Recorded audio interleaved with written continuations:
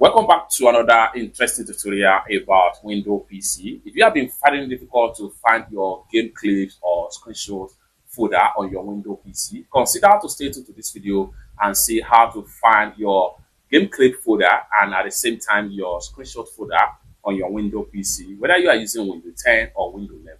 Let me show you how. The very first thing you want to do is to go ahead and open up any folder on your PC. So I'm going to open up this particular folder right here. And the next thing you want to do right here is to go ahead and make sure you navigate to video right here. So go ahead and click on videos. Then under the videos, you have all your capture right here. You have your screen record right here. And you have everything. So if I open capture right here, so if I have anything capture, it's going to be saved right here from my gaming. If I have any screen record, it's going to be saved right here as far as this is concerned. Or better still, if I click on this Winston folder right here, you are going to see all recording in this particular sections right here. It's that simple. However, if you cannot find it right here, you can go ahead and come down below right here and then go ahead and click on start.